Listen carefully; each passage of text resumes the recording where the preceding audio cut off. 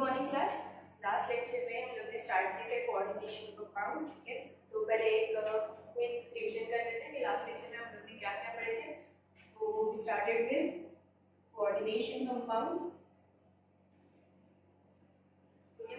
इसमें हम लोग ने सबसे पहले पढ़े थे कि कितनी टाइप के ट्रिपल बॉन्ड्स हैं। हम लोग ने पढ़े थे कि अभी तक हम लोग दो टाइप के बॉन्ड पढ़े थे, आयनिक और कोवैलेंट। हम लोग ने बाद में स्टार्ट किए थे new type of bond called coordinate bond. Coordinate bond बनाने के लिए क्राइटेरिया याद है आपके पास क्या रहना चाहिए।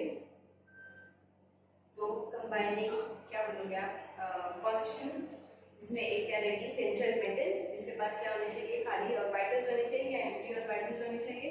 और जो दूसरा रहेगा जो इलेक्ट्रॉन डोनेट करेगा कॉल्ड लिगैंड। हमने पढ़े थे कि ये बॉन्ड कैसे रहती है, हमेशा डायरेक्शन रहती है, मतलब फॉलो करती है फ्रॉम L टू M।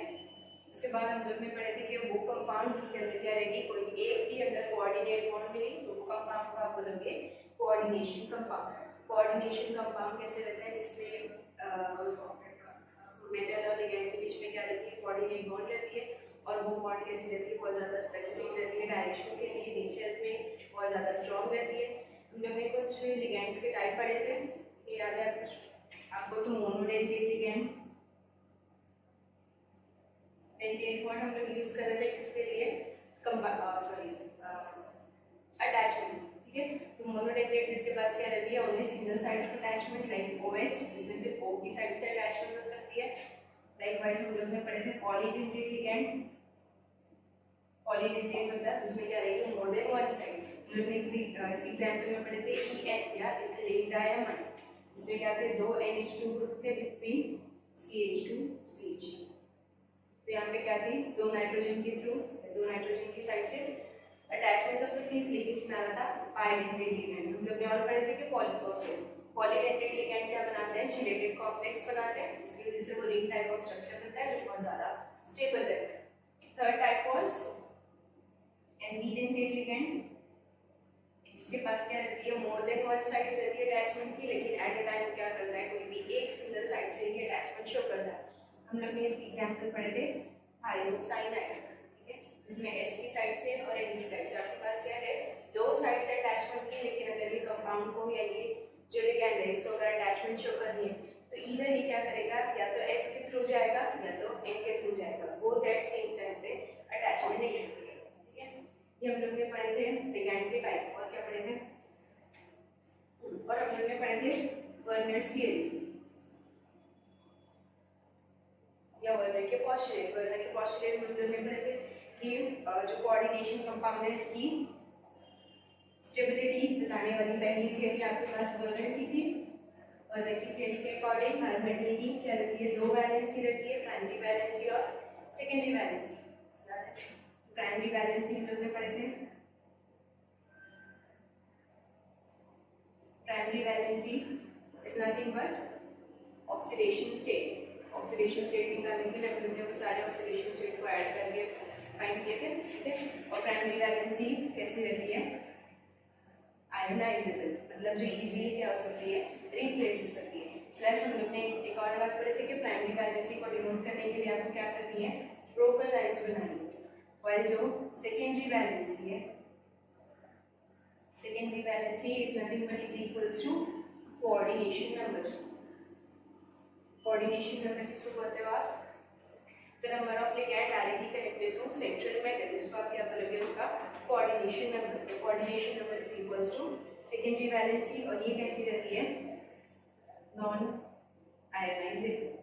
अब ये आयनाइजेबल और नॉन आयनाइजेबल का मतलब क्या होता है, अगर मैं आपको एक कॉम्प्लेक्स दूं लिखने के लिए,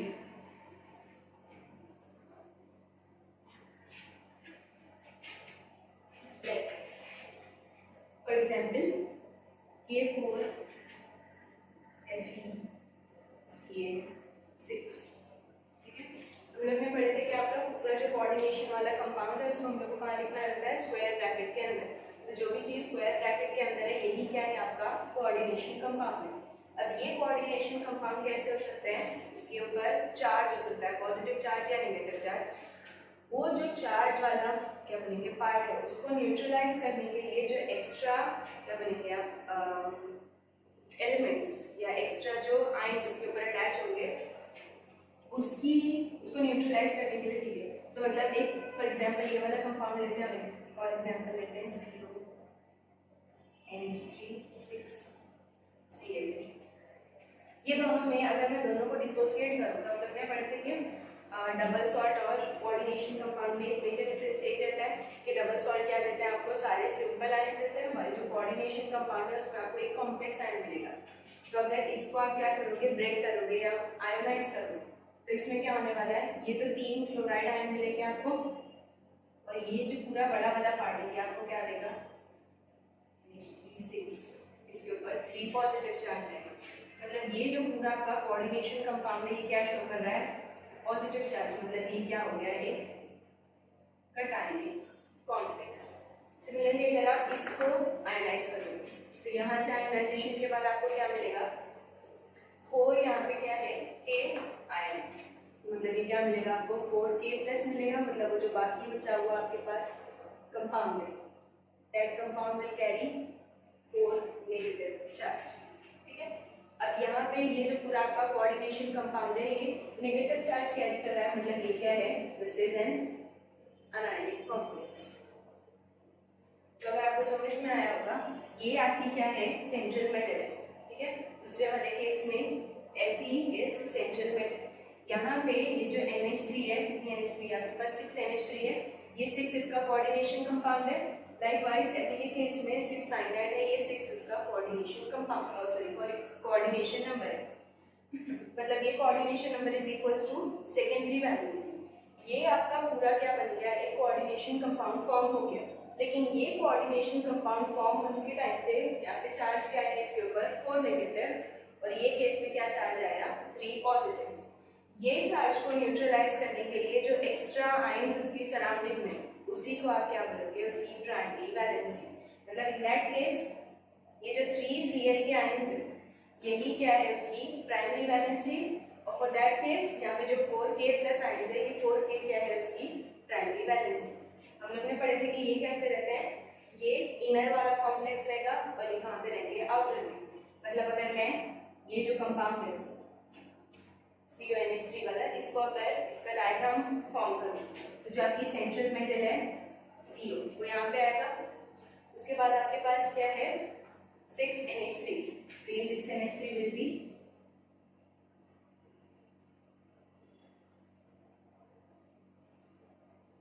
लाइक दिस। ये क्या है, ये पहला वाला किसका प्राइमरी वैलेंसी है, और सॉरी सेकेंडरी वैलेंसी अंदर वाला, और बाहर वाला क्या है, प्राइमरी वैलेंसी। यहाँ पे आप क्या बनाओगे, 6NH3, और बाहर क्या है आपके पास 3Cl। अभी ये बनाने के लिए अगर आपको याद होगा ये शेप को हम लोग कौन सा शेप बोलते हैं, दिस इज ऑक्टाहेड्रल, ठीक है। तो मतलब आपको एक और चीज याद रखनी है वर्नर थ्योरी के अकॉर्डिंग, कि हमेशा जो उसकी सेकेंडरी वैलेंसी रहती है वो कैसी रहती है, एक fix spatial arrangement. Fix spatial arrangement मतलब उसकी जो 3D, अगर आपका मॉलिक्यूल अगर आप उसको 3D स्टडी करोगे तो उसका क्या रहेगा, एक फिक्स पैटर्न रहेगा, एक फिक्स स्ट्रक्चर रहेगा। मतलब वो कंपाउंड हमेशा उसी डायरेक्शन में, या वो जो लिगैंड है वो उसी डायरेक्शन से उसको अटैक करेंगे। लेकिन बाकी जो ये जैसे भी यहाँ पे Cl ये आप कहीं पे भी बना सकते हो, और आपको इसके लिए एरोज देने की भी जरूरत नहीं है, ठीक है। ये सेकेंडरी स्फीयर में या प्राइमरी स्फीयर में या आउटर वाले स्फीयर में कहीं भी प्रेजेंट हो सकता है, ठीक है। तो हम लोग ने लास्ट लेक्चर में यहीं तक पढ़े थे, अब आगे कंटिन्यू करते हैं।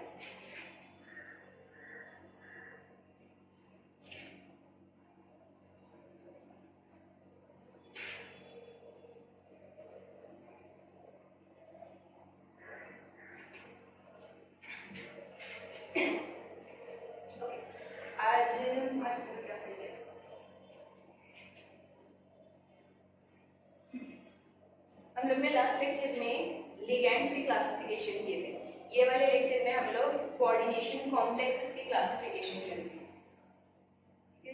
तो बस है क्लासिफिकेशन ऑफ कॉम्प्लेक्सेस। सिंपल है, हम लोग ने लिगैंड की क्लासिफिकेशन किए थे किसके बेसिस पे, उसकी साइट ऑफ अटैचमेंट के बेसिस पे, और 2 टाइप के ना उसमें एक और क्लासिफिकेशन किए थे बेस्ड ऑन चार्ज। हम लोग ने पढ़े थे, या तो उसके ऊपर क्या हो सकता है, नेगेटिव नेगेटिव चार्ज हो सकता है, या तो वो क्या हो सकता है, न्यूट्रल हो सकता है, जिसके पास क्या होना चाहिए, लोन पेयर ऑफ इलेक्ट्रॉन्स होने चाहिए। तो वहाँ पे क्या थी, दो क्लासिफिकेशन थी। लाइकवाइज कॉम्प्लेक्सेस के क्लासिफिकेशन के लिए भी आपके पास क्या है, दो क्राइटेरिया। ठीक है, first criteria is again based on charge. अभी हम लोग ने दो एग्जांपल पढ़े थे, तो चार्ज के बेसिस पे आप इसको कैसे क्लासिफाई करोगे, ऑब्वियसली यहाँ पे क्या रहेंगे, जो आपके कॉम्प्लेक्स है उसके क्या हो सकते हैं, तीन टाइप हो सकते हैं। या तो वो क्या हो सकता है, कैटायनिक कॉम्प्लेक्स हो सकता है, या वो एनायनिक कॉम्प्लेक्स हो सकता है, या लास्टली क्या हो सकता है, न्यूट्रल कॉम्प्लेक्स भी हो सकता है। ठीक है, अब कैटायनिक और एनायनिक कॉम्प्लेक्स एग्जांपल अभी हम लोग ने पढ़े। कौन सी, कैटायनिक कॉम्प्लेक्स क्या रहेगा, अगर आपका जो भी पूरा क्या बोलेंगे, आपका जो कोऑर्डिनेशन वाला स्फीयर उसके ऊपर क्या रहेगा, ओवरऑल पॉजिटिव चार्ज, तो वो आएगा कैटायनिक कॉम्प्लेक्स में। ओवरऑल नेगेटिव चार्ज मतलब वो क्या है, एनायनिक कॉम्प्लेक्स। और इन केस कि अगर आपका जो कॉम्प्लेक्स है उसके ऊपर कोई भी चार्ज नहीं है, मतलब इसमें आएगा न्यूट्रल। फॉर एग्जांपल अगर मैं पढ़ूं CO NH3 पॉजिटिव, इसके ऊपर क्या है, +3 चार्ज, मतलब ये इसमें आएगा कैटायनिक कॉम्प्लेक्स में। और अगर आपको एग्जांपल चाहिए, से फॉर एग्जांपल PbCl2 NH3 इसके ऊपर क्या आ रहा है, 2 पॉजिटिव, मतलब ये भी किसमें आया, कैटायनिक कॉम्प्लेक्स में। For case of anionic complex उनके पास एग्जांपल है FeCN6, इसके कितना चार्ज था, 4 नेगेटिव, ये क्या है आपका एनायनिक कॉम्प्लेक्स। और अगर आपको एग्जांपल चाहिए, फॉर एग्जांपल कौन सी लिए हम लोग,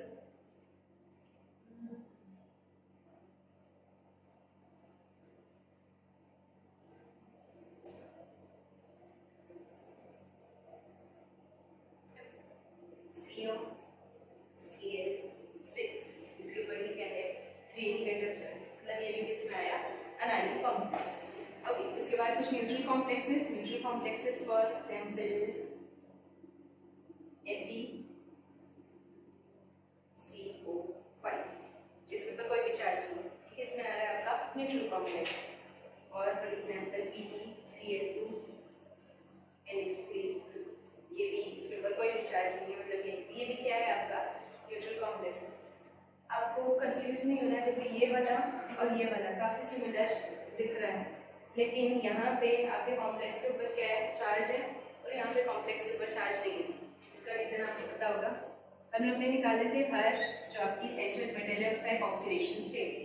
आपको क्या करना है, ये वाला क्या बोलेंगे, जो कॉम्प्लेक्स है इसके लिए आपको प्लैटिनम का ऑक्सीडेशन स्टेट फाइंड करना है, और ये वाले के लिए भी ऑक्सीडेशन स्टेट फाइंड करना है। आपको समझ में आ जाएगा कि इसके ऊपर चार्ज है और फिर इसके ऊपर चार्ज नहीं है। ठीक है, अगर आपको फाइंड करके देख लेना, क्या बोलेंगे, जो भी हम लोग ने मेथड पढ़े थे वो मेथड के थ्रू, इसके लिए आपका जो कोऑर्डिनेशन या सॉरी ऑक्सीडेशन नंबर आएगा वो कितना आएगा, +4 आएगा, और यहाँ पे कितना आएगा, +2 आएगा। इसी रीजन की वजह से यहाँ पे क्या है, ये वाले कॉम्प्लेक्स के ऊपर चार्ज है और वाले कॉम्प्लेक्स के ऊपर चार्ज नहीं। ओके, ठीक है, तो ये हो गया all about classification based on charge. तो चार्ज के बेसिस पे हम लोग ने कॉम्प्लेक्स के 3 क्लासिफाई किए, या 3 ग्रुप में क्लासिफाई किए। एक कैटायनिक कॉम्प्लेक्सेस है, अगर आपके पास क्या है, जो ओवरऑल कॉम्प्लेक्स है उसके ऊपर पॉजिटिव चार्ज है। एनायनिक कॉम्प्लेक्स नेगेटिव चार्ज के लिए, और अगर वो उसके ऊपर कोई भी चार्ज नहीं है तो इसमें जाएगा न्यूट्रल कॉम्प्लेक्स। बहुत ज़्यादा इजी था। एक और क्लासिफिकेशन है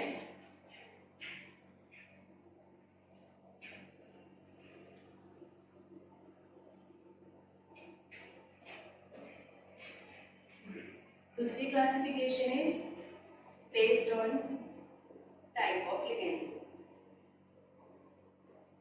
ठीक है, अभी लिगेंड के बेसिस पे अगर आपको क्लासिफाई करना है तो 2 ही केस हो सकते हैं,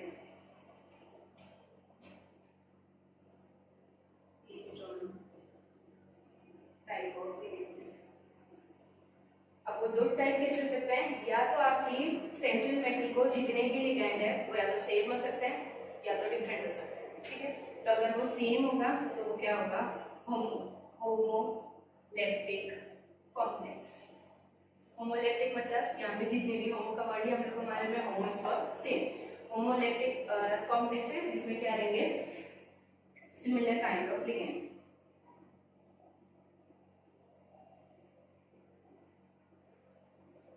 ठीक है, सेंटीमीटर को जितने भी लिगेंड है वो सारे क्या है, एक ही टाइप के, तो इसमें आ रहा है होमोलैक्टिक। ऑब्वियसली अगर डिफरेंट हो गया तो क्या हो जाएगा, हेटेरोलैक्टिक कॉम्प्लेक्सेस। यहाँ पे क्या रहेंगे, यहाँ पे सारे एक ही टाइप के थे, यहाँ पे क्या रहेंगे, मोर देन वन। यहाँ पे क्या हो सकता है, तो आप बोल सकते हो कि डिफरेंट काइंड है, डिफरेंट टाइप्स ऑफ लिगेंड।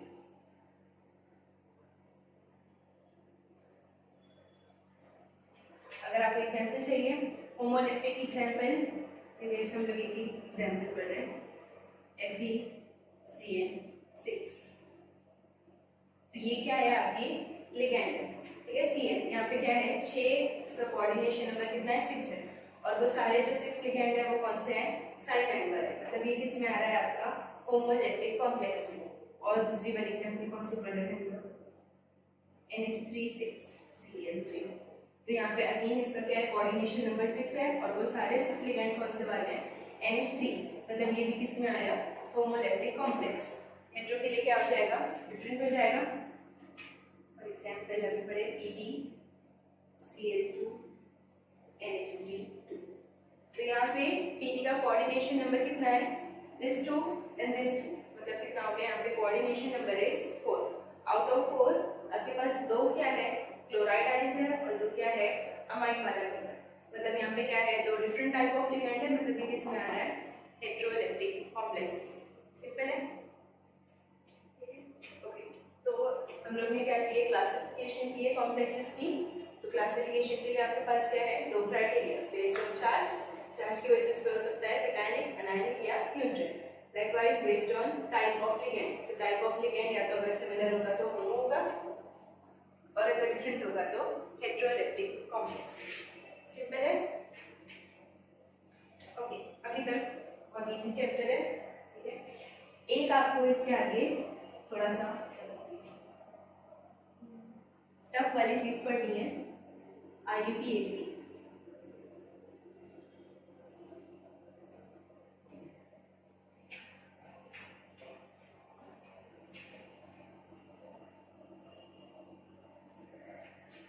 जैसे ऑर्गेनिक कंपाउंड की क्लासिफिकेशन या उसके ऑर्गेनिक कंपाउंड की नेमिंग के लिए हम लोग क्या करते हैं, एक आपके पास सिस्टम ऑफ रूल है जिसको हम लोग IUPAC बोलते हैं। तो वैसे ही इनऑर्गेनिक कंपाउंड की स्टडी के लिए भी हम लोग को क्या पढ़ना है, IUPAC के मतलब कुछ रूल्स पढ़ने हैं। जैसे अगर आपके पास क्या है, कोई ऑर्गेनिक कंपाउंड है, तो उसके लिए आप क्या करते हो, उसके अंदर कौन सा फंक्शनल ग्रुप है, फिर वो कौन सी साइड से आपको काउंटिंग करनी है, मतलब आपके पास क्या है, n नंबर ऑफ रूल्स है, वो रूल्स को फॉलो करते हुए आते हो, और आपको लास्ट में क्या मिलता है, वो जो भी कंपाउंड है उसका क्या बोलेंगे, प्रॉपर नेम आप आइडेंटिफाई कर लेते हो। लाइकवाइज इनऑर्गेनिक कंपाउंड या बोलो कि जो कोऑर्डिनेशन कंपाउंड है उसकी नेमिंग के लिए भी हम लोग के पास क्या है, सर्टेन रूल्स है, तो हम लोगों को पूरे रूल्स को फॉलो करते हुए आना है, और लास्ट में आपको क्या मिलेगा, जो भी आपका क्या बोलते हैं, आपका जो कोऑर्डिनेशन कंपाउंड है उसकी आपको प्रॉपर नॉलेज है। ओके,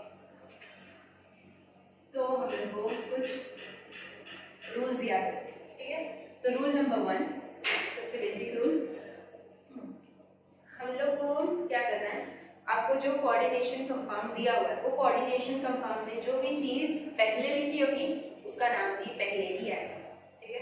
इसका मतलब क्या हुआ, आपको क्या करना है, कैटायन,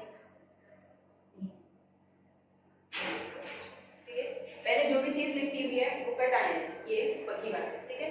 तो जो भी चीज पहले आ रही है वो कैटायन, और जो भी कैटायन है आपको पहले उसी का नाम लिखना है। फॉर एग्जाम्पल हम लोग एक रूल पढ़ते जाते हैं, उसको देखते जाते हैं साथ साथ में कि उसका मतलब क्या, उसको अप्लाई कैसे करना है, ठीक है। तो फॉर एग्जाम्पल अगर मैं एग्जाम्पल देखी कौन सी, K4 अभी इसमें पहले कौन सी चीज लिखी हुई है, तो पहले आपका क्या लिखा है, एक सिंपल आयन लिखा है, बाद में कॉम्प्लेक्स आयन लिखा है। तो जो चीज पहले लिखी है वही आपका क्या है, कैटायन। यहाँ पे आपका सिंपल आयन पहले लिखा है, मतलब कि सिंपल आयन ही क्या है, आपका कैटायन। तो आप इसको नाम कैसे दोगे, सिंपल है, इसका नाम क्या है, लेगा पोटेशियम, मतलब इसका नाम स्टार्ट ही होगा किससे, पोटेशियम से, ठीक है। ये इस वाले केस की बात है।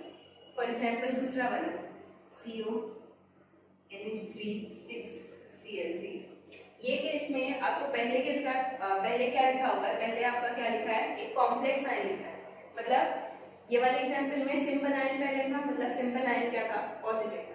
ये केस में पहले क्या लिखा है, कॉम्प्लेक्स आयन लिखा है, मतलब आपके कॉम्प्लेक्स आयन के ऊपर क्या है, पॉजिटिव चार्ज है, आप बोलोगे कॉम्प्लेक्स आपका क्या है, कैटायन है। तो रूल क्या बोल रहा है कि जो भी कैटायन होगा आपको उसका ही नाम पहले लिखना है, वेदर वो आपका सिंपल आयन हो चाहे कॉम्प्लेक्स आयन। तो इसके लिए हम लोग ने पोटेशियम लिखे, अब इसके लिए आप क्या लिखेंगे, पहले आप कॉम्प्लेक्स का नाम लिखेंगे। तो ये तो हम लोग ने पढ़ लिया कि ये तो सिंपल था तो इसको लिखिए। कॉम्प्लेक्स का नाम लिखने के लिए आपको क्या करना पड़ेगा,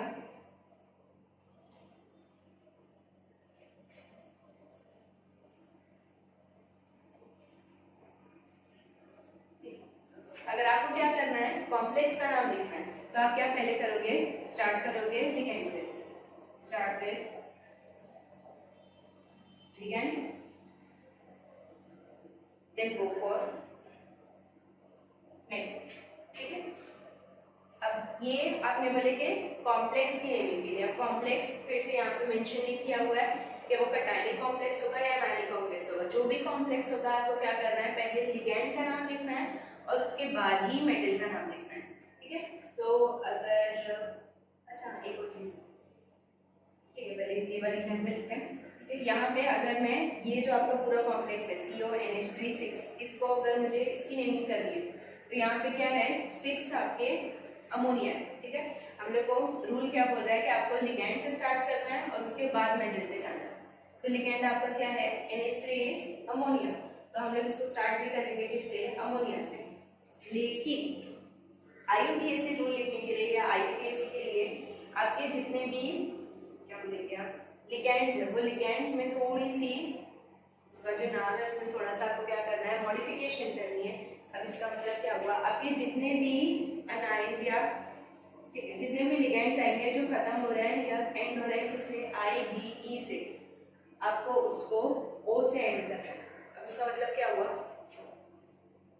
जैसे अगर मेरे पास है Cl माइनस कौन सा आयन है, क्लोराइड आयन है, तो आप इसको क्या बोलोगे, आप इसको क्लोरिडो बोल सकते हो या आप इसको क्या बोल सकते हो, सिंपली क्लोरो, ठीक है। तो ये एंड हो रहा है किससे, IDE से, इसलिए हम लोग इसको क्या करेंगे, O से एंड करेंगे, मतलब ये क्लोरिडो बोल सकते हो या क्या बोल सकते हो आप इसको, क्लोरो सिंपली। लाइकवाइज ये ब्रोमाइड आयन है, आप इसको क्या बोलोगे, ब्रोमो, आयोडो, फ्लोरो, ठीक है। और अगर कोई क्या बोलेंगे, ठीक है, ये आपको पढ़ते पढ़ते आ जाएगा। NH3 हम लोग क्या बोल रहे हैं, ये अमोनिया है, लेकिन हम लोग इसको लिखते कैसे हैं, हम लोग इसको अमाइन लिखते हैं। अमाइन में आप ध्यान देना, यहाँ पे क्या है, डबल M और आपको डबल M ही यूज करना है, ठीक है। अगर आप यहाँ पे क्या बोल रहे हैं, आप इंग्लिश वाला रूल लगा के या ग्रामर वाला रूल लगा के यहाँ से एक M को हटा रहे हो तो आपका नाम गलत हो जाएगा। ये क्या है, AMMINE, ठीक है, ये अमाइन है। तो आपको क्या है, आपके पास अमाइन है, हम लोग भी स्टार्ट करेंगे अमाइन से। अभी जैसे IUPAC के रूल्स रहते हैं कि अगर आपके पास कोई एक चीज क्या हो रही है, n नंबर ऑफ टाइम क्या हो रही है, रिपीट हो रही है, तो वो जितनी टाइम रिपीट हो रही है उसके लिए आपको क्या लगानी रहती है, प्रीफिक्स लगानी रहती है। तो ये कितने टाइम रिपीट हो रही है, 6 के लिए वर्ड हम लोग क्या यूज करते हैं, हेक्सा, तो मतलब इसका नाम क्या रहेगा, हेक्सा अमाइन।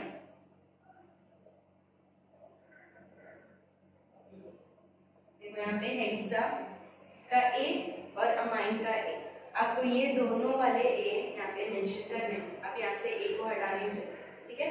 लाइकवाइज यहाँ पे डबल M आया किसके लिए, अमाइन के लिए, हेक्सामाइन। अब उसके बाद आपको क्या लिखना है, सेंट्रल मेटल का नाम, तो सेंट्रल मेटल क्या है आपकी, कोबाल्ट, हेक्सामाइन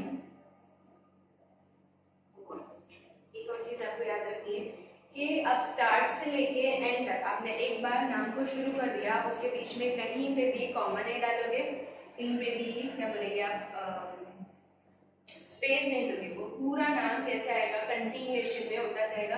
स्टार्ट टू एंड। सिर्फ फर्स्ट लेटर क्या होना चाहिए, कैपिटल होना चाहिए, उसके बाद सारा क्या आएगा, स्मॉल लेटर में आएगा। और जब तक आपका पूरा नाम खत्म नहीं होता आप उसके बीच में कहीं पे भी क्या बोलेंगे, स्पेसिंग नहीं करोगे, ठीक है। वो कैसा होना चाहिए, वो पूरा एक ही वर्ड कंसिडर किया जाएगा। आपका वो नाम कितना भी बड़ा हो लेकिन वो क्या है, एक ही वर्ड है, इसलिए आपको कहीं पे भी कॉमा नहीं डालना है। तो ये हेक्सामाइन कोबाल्ट, ठीक है। अगर मुझे इसके लिए लिखना होता तो ये क्या हो जाता, यहाँ पे 6 है, ठीक है। तो अगेन अभी ये क्या है, साइनाइड, मतलब इसको क्या लिखेंगे, CN। हम लोग ने पढ़ेंगे IDE से ज्वाइन होता है, उसको क्या करना है, वो O करना है। तो साइनाइड को आप क्या करोगे, साइनो, ठीक है। तो ये this will be hexa cyano. Fe क्या है, आयरन है, लेकिन हम इसको आयरन नहीं बोलेंगे, हम इसको क्या बोलेंगे, फेरम, ठीक है। लेकिन हम लोग इसको फेरम नहीं लिखेंगे, फेरेट लिखेंगे। अब ये क्यों हुआ, इसके लिए आपको क्या पढ़ना पड़ेगा, रूल नंबर 3 पढ़ना पड़ेगा, ठीक है। तो फर्स्ट वाला रूल क्या था कि आपका जो भी कटायन होगा आपको कटायन का नाम पहले लिखोगे। अब वो क्या हो सकता है, सिंपल आयन भी हो सकता है, कॉम्प्लेक्स भी हो सकता है। जैसे हम लोग ने यहाँ पे 6 के लिए हेक्सा यूज किए, ये केस में भी 6 के लिए हेक्सा यूज किए, लेकिन यहाँ पे जो 4 है हम लोग ने इसको सिर्फ पोटेशियम लिखे, टेट्रा पोटेशियम नहीं लिखे। तो ये क्यों, तो सिंपल सी बात है, आपको ये जो बाहर वाले क्या बोलते हैं, या जो आपकी प्राइमरी वैलेंसी में कितने आपके आयंस है वो आपको मेंशन नहीं करना है, ठीक है। आपको क्यों नहीं करना है, थोड़ा सा आगे करेंगे तो आपको समझ में आ जाएगा क्यों नहीं करना है। तो इसलिए ये 4 को हम लोग ने यहाँ पे मेंशन नहीं किया, हम लोग ने सिर्फ क्या लिखे, पोटेशियम, नॉट टेट्रा पोटेशियम, ठीक है। लाइकवाइज अगर मुझे यहाँ पे इसको लिखना रहेगा तो मैं इसको सिर्फ क्या लिखूंगी, क्लोराइड, ट्राई क्लोराइड नहीं लिखना, ठीक है। मतलब आपको जो भी क्या बोल रहे हो आप, जो भी नंबर मेंशन करने हैं वो सिर्फ किसके लिए करना है, और जो स्क्वायर ब्रैकेट के अंदर आपके जितने लिगेंड्स आ रहे हैं सिर्फ उसके लिए ही आपको नंबर शो करना है, या उसके लिए इसको जो प्रॉपर उसकी प्रीफिक्स है वो लगानी है। बाकी जो प्राइमरी स्फीयर में और जो बोले कि आपके स्क्वायर ब्रैकेट के बाहर है उसके लिए आपको कुछ भी नहीं लिखना है।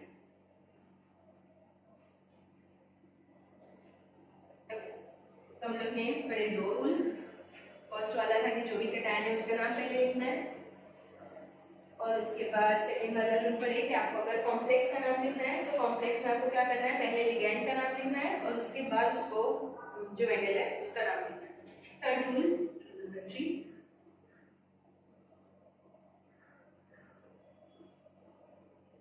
for anionic complex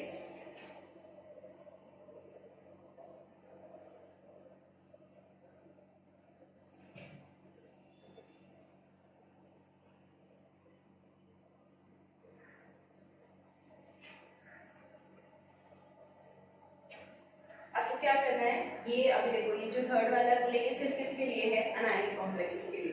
तो रूल क्या बोल रहा है कि for anionic complex and the name of the metal with 8 AgE, ठीक है।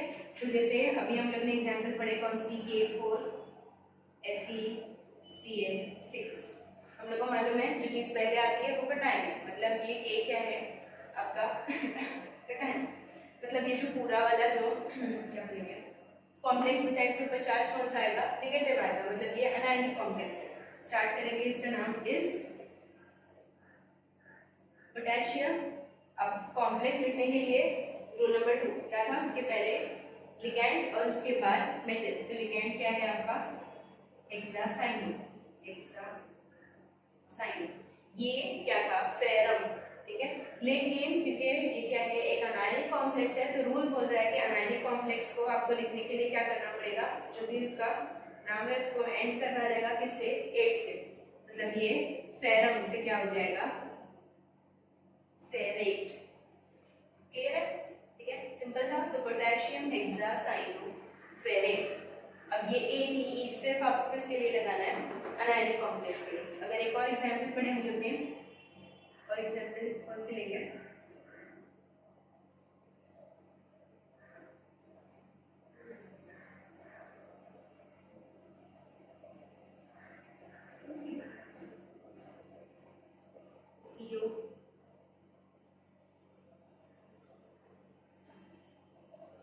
COCl6 3, ठीक है, 3 ओके, K3COCl6, ठीक है। अब फिर से अगर यहाँ पे के आ रहा है मतलब ये क्या है, फिर से पोटेशियम। ठीक है, अब आपको अंदर क्या है, आपके पास 6Cl है, मतलब दिस इज हेक्सा क्लोरो। अभी ये क्या है, CO इज कोबाल्ट। अब कोबाल्ट के आगे पे अगर आप 8 लगाओगे तो दिस विल बी कोबाल्टेट।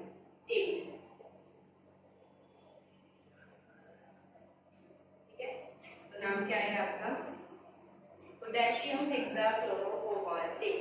ठीक है, तो ये रूल नंबर 3 सिर्फ किसके लिए था, एनायनिक कॉम्प्लेक्स के लिए। रूल क्या बोल रहा है कि जो भी जैसा आपको क्या करेंगे, जो रूल्स दिए हुए हैं वही रूल फॉलो करना है। बस आपको लास्ट में क्या करना है, जो भी आपकी मेटल है वो मेटल के आगे आप क्या करोगे, इसको ADE लगा के एंड करोगे। ठीक है, नेक्स्ट इज, अच्छा ये तो हम लोग ने जितने भी एग्जांपल्स पढ़े उसमें जितने लिगेंड है या जो भी कॉम्प्लेक्सेस है वो कौन से टाइप के हैं, उसमें सारे लिगेंड सेम थे। मतलब वो कौन से टाइप के थे, homoleptic ligands, sorry homoleptic complexes. अगर मेरे पास क्या है, डिफरेंट टाइप ऑफ लिगेंड्स है, ठीक है, तो for different type of ligand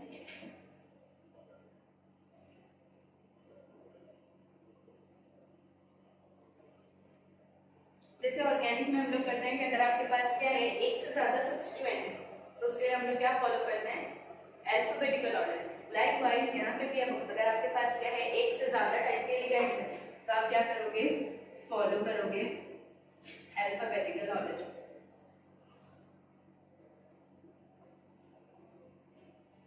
इसी एग्जांपल अगर हम लोग पढ़ेंगे, कौन से पढ़ते हैं,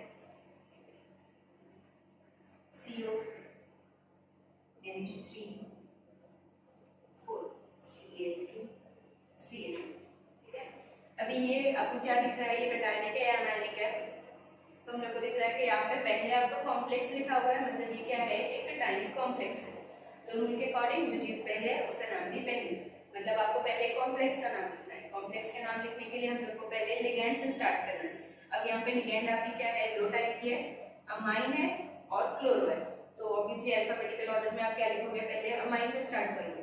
अब यहाँ पे अमाइन कितनी है, 4 है। 4 के लिए वर्ड हम लोग क्या यूज करते हैं, टेट्रा, देन अमाइन, 2 क्लोरो है तो ये क्या हो जाएगा, डाई क्लोरो, फिर उसके बाद इसका नाम आएगा कोबाल्ट। ठीक है, तो ये सिंपल।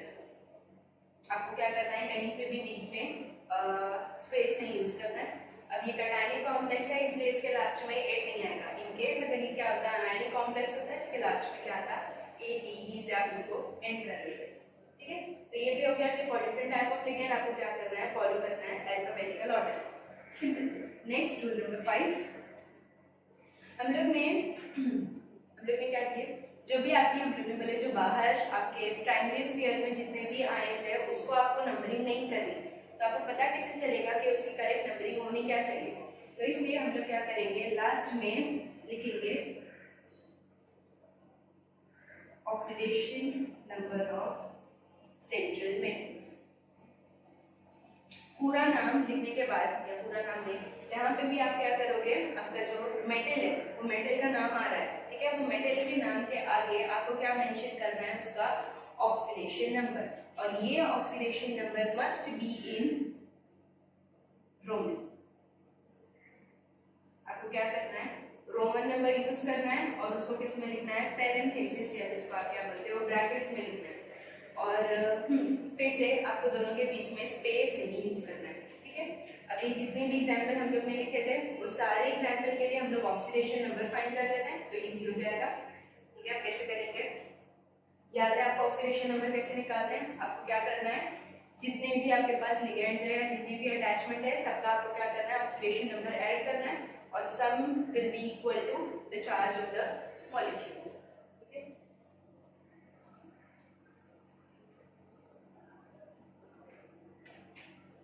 तो अभी तक जो हम लोग ने लिखे थे वो कौन कौन से थे, K4 FeCl6, next CO NH3 6 Cl3, इसके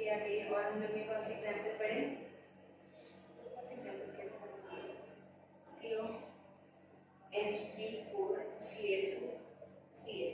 ठीक है, अगर आप ये सारे कॉम्प्लेक्सेस के लिए फाइंड करोगे, लेट से लास्ट वाले के लिए करना है।